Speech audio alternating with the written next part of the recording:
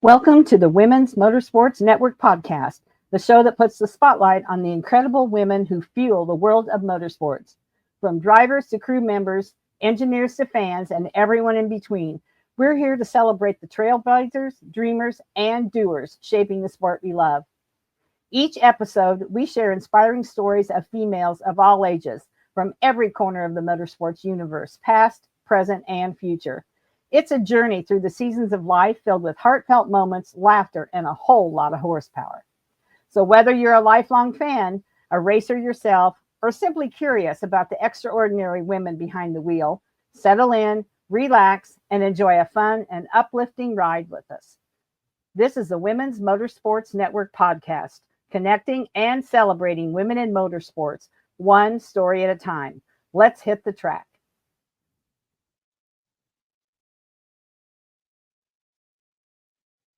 If you're looking to buy, sell, or trade the stuff that strokes your engine, anything from truck parts to classic and muscle cars, RVs to hot rods, and everything in between, then check out our official classifieds at racingjunk.com.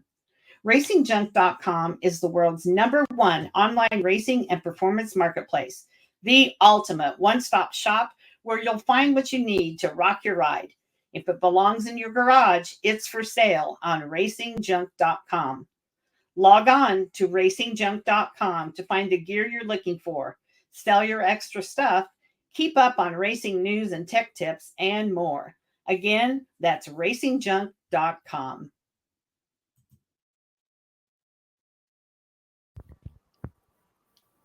Hello, everyone. This is Melinda Russell with the Women's Motorsports Network podcast.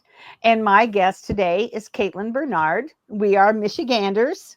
And so we have something in common for sure, don't we, Caitlyn? And we also love motorsports. So we actually have a lot of things in common. So, Caitlyn, I want to welcome you to the show. And would you first tell us a little bit about yourself so we can get to know you better? Well, thanks for having me.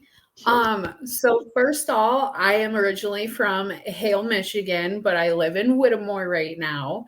I am a homesteader, pretty much. I have a little homestead. I have ducks, I got geese, I got dogs. Pretty much just typical Michigan homesteader. Right now, I am a full-time student at Kirtland Community College, going for my registered medical assistant. And during the summer, when I'm off, I race at Whittemore Speedway. That's pretty much me. That's you in a nutshell, huh? Yeah, for sure. That's me. Yeah, awesome. So, Caitlyn, you race not far from your house, probably. It's not far to go to the racetrack, which you're lucky, right? Yeah, absolutely. It's 5 miles from where I'm at right now. Yeah. And being from Hale even and living north of Hale, it was only 10 miles. We were from the racetrack. So it was a regular thing that we went to the racetrack. Yeah. Well, and because you do live in, more northern Michigan, and this is not a bad thing, but you didn't live in the city. And so going to the racetrack was your weekly entertainment, really, wasn't it? Oh, yeah, for sure. There's really nothing to do up here besides going to the bar or something. But even as kids, there was nothing close for us to do, being socialized. We could go to the lake or stuff, but during evening, there was nothing. So it was something that we actually looked forward to. And it was something like we met new people, especially during like the invitational that Whittemore would hold. Right. So we got to meet new people all over the state and hear about their lifestyle. And it's like, whoa. Yeah, totally different for sure. Yeah, that's cool. So, a lot of people I talk to drive hours, 2-3 hours to go on a weekend to race. And I always say I'm so spoiled because here in Michigan, within an hour or less, mostly less, of where I live in Kalamazoo, I've got 6 racetracks, or more. So yeah, I'm spoiled for sure.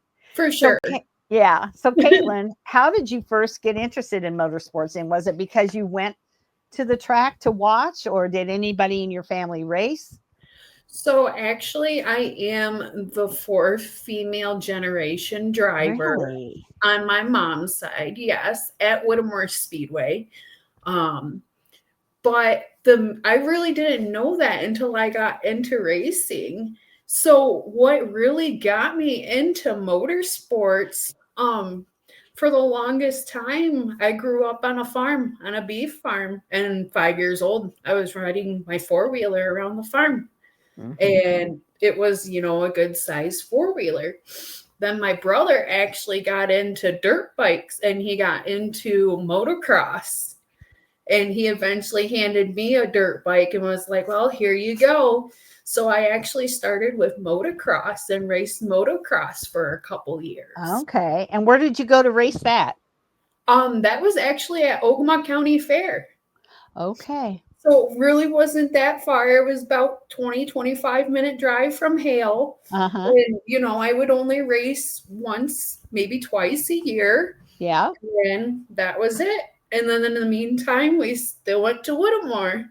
Yeah. So Whittemore was still a part of my life. It was still a piece of me. Yeah. And for the longest time, between racing dirt bikes and consistently going to the racetrack, I knew I wanted to race for the longest time. And, 14, 15 years old, I was at Whittemore Speedway watching Joe Coleman race. And while he was racing, I was actually taking his times for him and had a time log and tracked everything, the temperature, the weather, everything. And in between each race, if there was temperature difference, and then he got that log at the end of the night. So I knew I wanted to race. It was just a matter of time for everything to line up. And that happened 2 years ago. So now I'm out there and racing for myself, and it's been a blast. I bet it has. And you know what's funny about you keeping those time logs? Racers talk about keeping a notebook. Yeah. Right. Yep. That was his notebook that you were doing. Yep. That was his Bible. And I'll bet there wasn't hardly anybody else at that track doing that at the time. No. And actually I did it for him. And then when the legends came in, Cole Landau, 74L, I would do his time log while he was at Whittemore. And I would send it to him through Facebook, and I kept track of everything. Cautions, if they got squirrely in a certain corner, that was marked down. That was their Bible for the night. I guess. So it was actually kind of cool to have that experience and kind of to have that background going into racing. Right. That helped a lot. I'll bet it did. Oh, yeah. So when you started racing, what was your first thing that you raced? What kind of a car was it? So when I first raced, it was front wheel drive. Mm-hmm. It was actually my daily driver that got turned into a race car. What kind of car was it? It was a 2003 Buick Regal. Really? Yeah. And it feels like you're driving a big old boat, but if somebody hits it, you don't feel a thing. No. It's actually kind of nice. That's a great car to be racing out there for sure. And are you still racing that car, or you have something different? No, I had the same car. She's still running strong. It's completely stock. I haven't even tuned the motor yet. Really? So, yeah. Oh, yeah. And last weekend, well, not last weekend, the weekend before, I was turning out some of my fastest times with that car and keeping up with the top 9 of the pack. The past 2 nights that I ran, I placed the top 10 in the feature with that car. And that's just with making little adjustments here and there. Uh-huh. So it's actually been a blast and improving every night without being tuned. Yeah, and without having to put a whole lot of money into it. Well, that's the thing. People don't get started racing a lot of times because they either think it's going to cost a lot or it is going to cost a lot, depending on how they start. But with you started with a car you already owned. Yep. And you really haven't had to do anything to it. So other than your weekly expenses, you're ahead of the game for sure, Caitlin. Oh, I know it. I like when we put the car together, I probably put $1,000 into it, but that was from like the summer before, midsummer, until like January, February when we put the car together. And then I got sponsors for like my paint and my stickers and that kind of stuff. And $100 sponsor, I grabbed it. And all Sure. these people are looking at me and I'm like, hey, if they're willing to give me money, it's money. My tires cost $56 a piece. That's $2. That's 2 tires with $100. Yeah. You can't beat it. No, you can't beat it. And you're having a blast. And that's the main thing. You're having so much fun. That's the whole point. It's just out there having fun and meeting new people and getting to race my little heart out. There you go. So now, does your brother still race anything at all? So actually currently he doesn't, but they still ride their dirt bikes. Okay. When he first started having his kids, he got out of it. So it's been about 3-4 years since he has raced. Okay. So who helps you with the car? Like if you needed to do something to it, do you have help or you're learning yourself? I am learning, but I also do have help from my boyfriend, Justin. He has been my main guy to go to. He actually has been with me and helped me build the car the way I wanted it and made sure like the roll cage in the seat it's custom to me.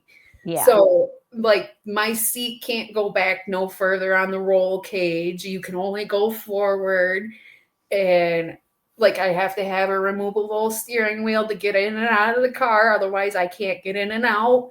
Yeah. So he's been my main man and teaching me things as we go. It's been a really fun journey together. I bet. And does he race or he's your pit crew? He's just my pit man. Yeah. Yep. Even if I get a flat tire, he's right there, got everything out ready to change. We're out within a couple minutes. So we're not going to say just your pit man. We're going to say he's your main pit man because there's no just about it. That's a lot of work. Right. And it takes some knowledge for sure. Oh yeah, for sure. Yeah. I really appreciate everything that he does. Without him, it would be a challenge. Yeah. And for sure. Being, a female doing this, it's a challenge to begin with. Yeah. Having the farm background, not built like other females, I have a little bit more oomph to me. Yeah. And even then, I still have difficulties. I can change my own tire and that kind of stuff. But when it comes into the actual hard work, I need a hand. Yeah, for sure. He's always right there. So what's your favorite thing? What keeps you going back on the weekends instead of going somewhere else or going to the lake or whatever? Why do you keep going back to the racetrack? For me, it's the fact that I keep having fun and the adrenaline rush and just the people who I race with. Mm-hmm. We might bicker back and forth once in a while. Yeah, we have rivals once in a while. We bump into each other once in a while. But at the end of the day, it's like we're one family, especially in the front wheel drives. We're always running to each other's pits, helping each other out, trying to keep as many cars out there as possible. Sure. And, the front wheel drives there is one of the more competitive classes there.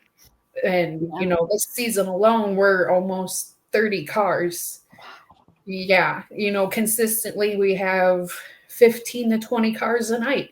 But the whole season, we've had up to 30 different cars on the track. Yeah. So isn't that something? Those smaller classes, though, tend to be bigger because of the cost, the entry level. And that's how people get started. Yeah. That's it.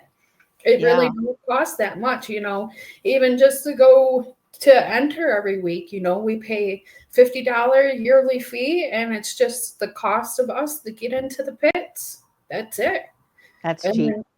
As long as you do one lap in the feature race, you get a check at the end of the night, usually $75. So You Yeah. can't beat it. No, you can't beat that. No. Not at all. So is this something you can see yourself doing for a long time? Oh yeah. Oh yeah. I'll be going as long as I can. Yeah. Especially now, the first year I had a couple sponsors here and there. This year I have quite a few sponsors and bigger paying sponsors now that my name's out there a little bit and gotten some experience underneath in my belt. So I definitely do have the support behind me to keep going. And that's one of the biggest things is having that support to keep going. Right. And Are there other women that you race against in that class? oh yes, there are, I believe, 3 other women in that class that I race with, and we're great with each other. We all laugh, we all get along, so it's really nice to have these other women because we kind of stick together. Mm-hmm. And even when we're racing, I and another girl, we keep pretty close during the race, and it's always fun to race side by side with each other and be able to push our cars and push each other to go faster and learn different things. Yeah. While being competitive. Right. It's a blast. I enjoy it. So when you first started, the first few nights you went to the racetrack, I mean, you've been going there a long time, so people knew you, but not as a driver. So the first few nights you went there, did you feel accepted? Did everybody welcome you, or did you feel like you were out of place? Oh no, I felt very, very welcome. Right from the gate, they are like, welcome to the Speedway. And then as soon as you get in the gate, there's always someone right there to greet you. And you walk down a little bit further, there's more people. If you want to know where the best seats are, what areas, they're not afraid to tell you. So you get the area that you want. And it's a blast. And, they're real friendly at the concession stands, at the souvenir stands. They're very social people and very down to earth. And you don't really see that a whole lot anymore. And it's a heartwarming place. So we can't beat it. Well, we're gifted. First of all, it's Michiganders. They tend to be friendly and even more so when they're not. And this is not a knock on the city. I mean, I live in Kalamazoo. It's a pretty big town, but people tend to be friendly. And as far as Michiganders go, and at the racetrack, that's another place where they're more friendly, more welcoming than just your normal place. Oh, for sure.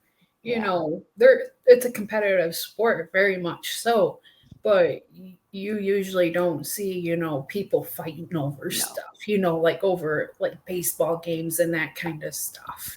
Or other tracks. There are other tracks where that happens, but the norm, I think the normal is even if they're bumping each other when they're racing, they're okay when they get off the track because they know that that's just how part of it is, for sure. Oh yeah, for the most part. Yeah. It's just how it goes. It's racing. Yeah. So Caitlyn, you're going to school, and you have laundry and groceries and everything that everybody else has to do, and you're racing. So how do you balance all that? What's your, do you have something that you enjoy doing, in your downtime to refresh? What do you do to keep yourself on a even keel, I guess we could say?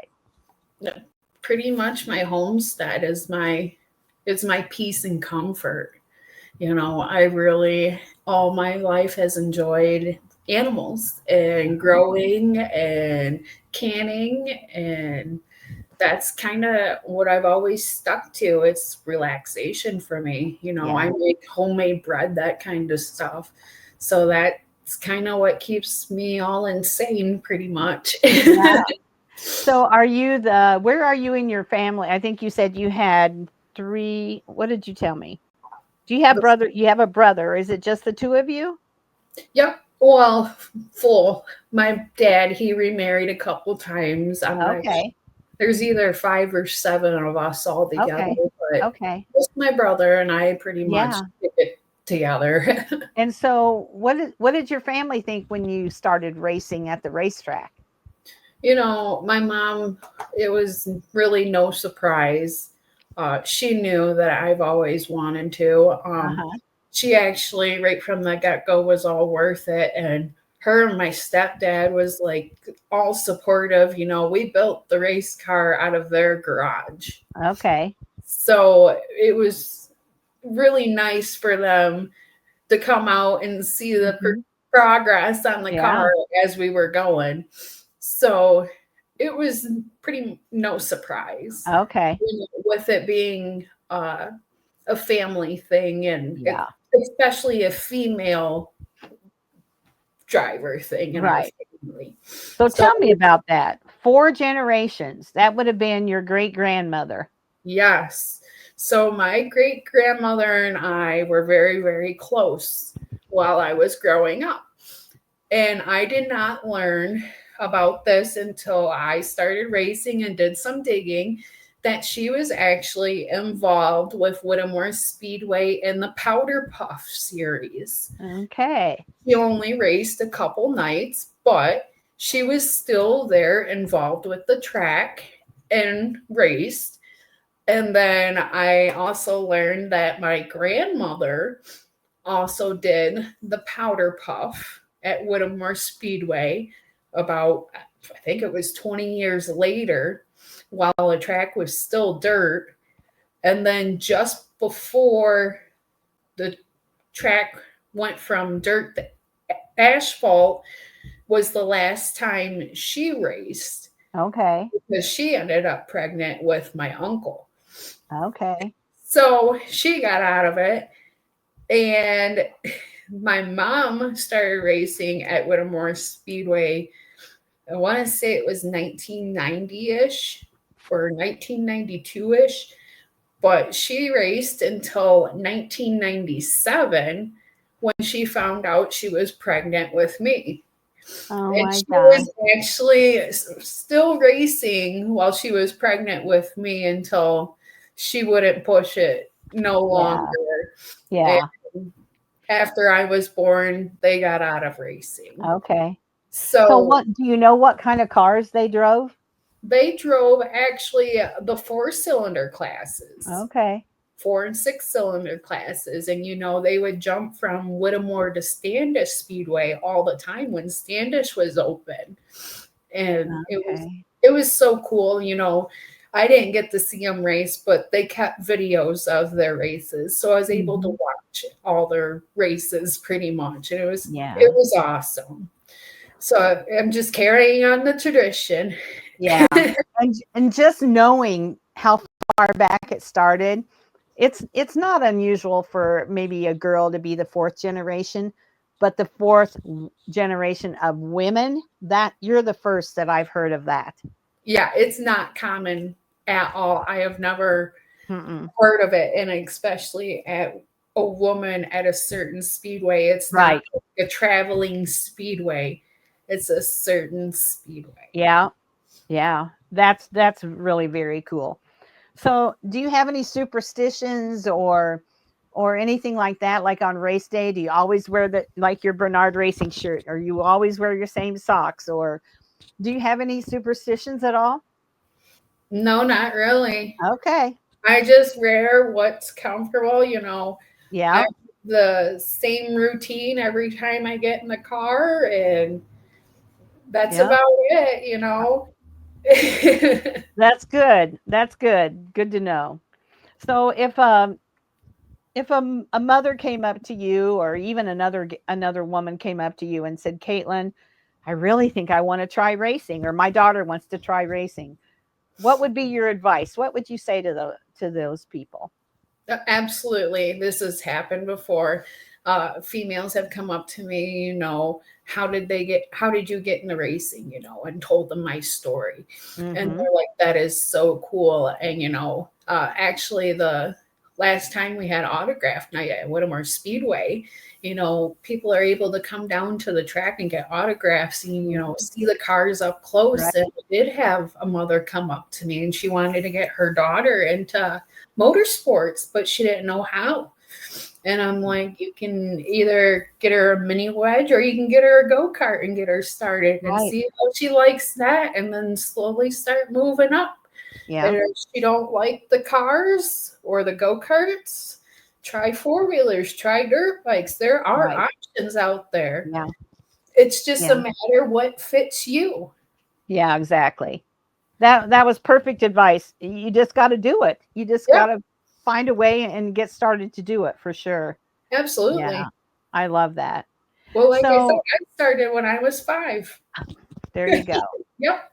Yeah. So what's your favorite memory? Could be a good memory or could be I rolled the car. I don't know. What's your favorite memory from racing? Oh, goodness. So this was back at Whittemore Speedway, September of 2009. It was invitational, and they had over, I want to say, 30 cars on the track in the lead sled division.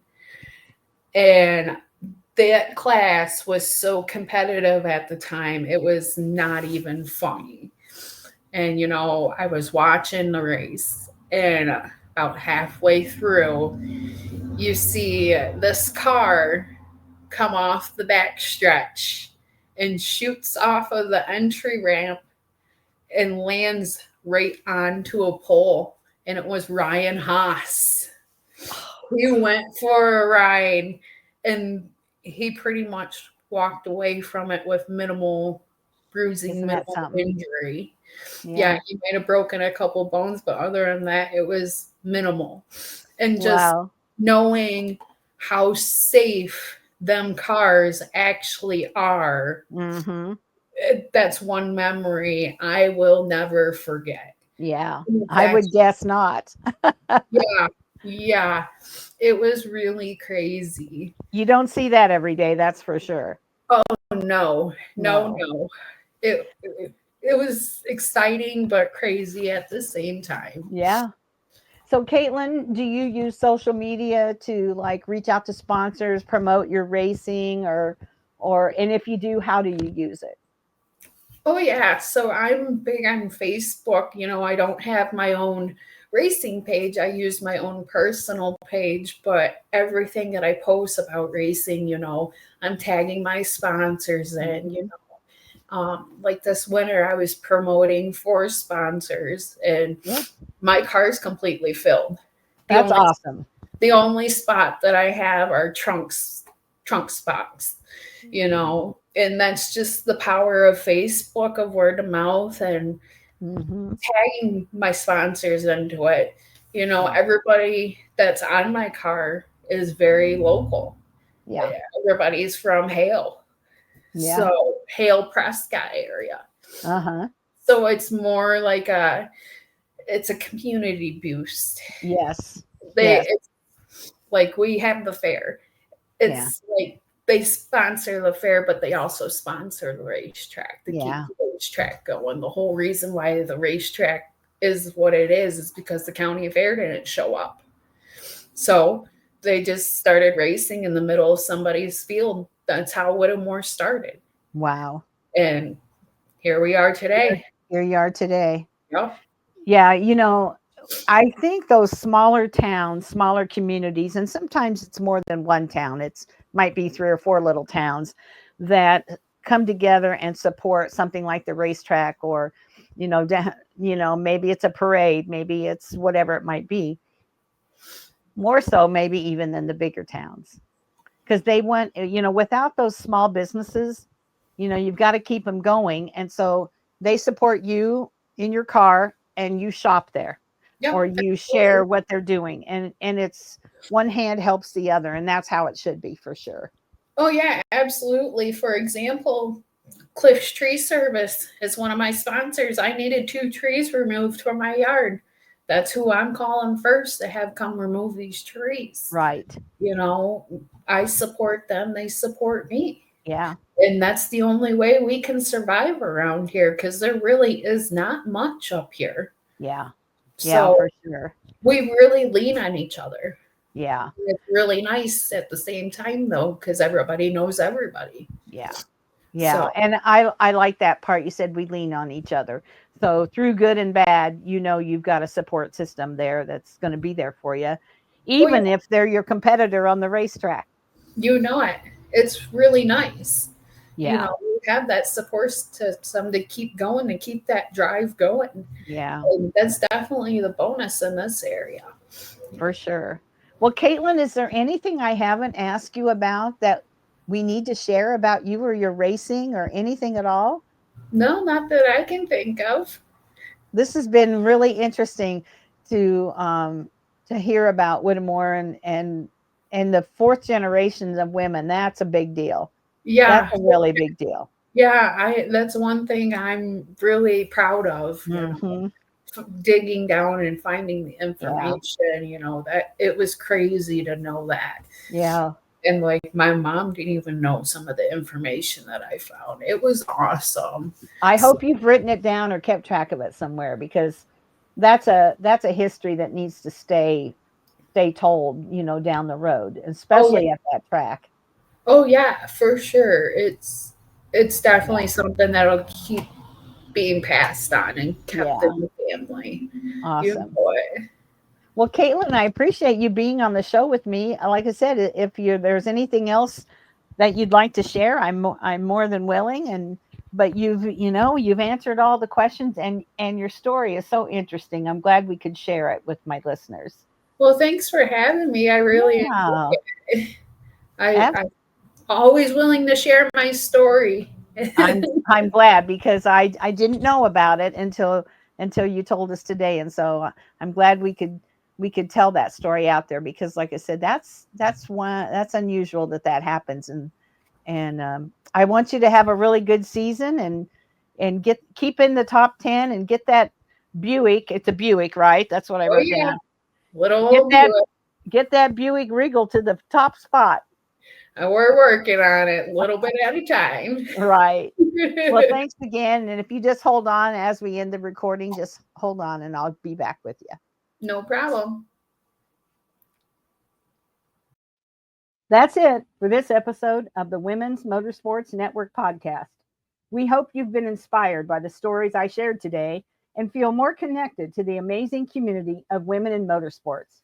Remember, whether you're behind the wheel, in the pits, or cheering from the stands, your story matters. And together, we're driving change and celebrating every milestone. If you enjoyed today's episode, be sure to subscribe, leave us a review, and share it with someone who loves motorsports as much as you do. And don't forget to follow us on Facebook and Instagram for updates, behind the scenes content, and more incredible stories. So until next time, stay inspired, stay connected, and keep racing through life. This is the Women's Motorsports Network podcast, where every woman's story is worth celebrating.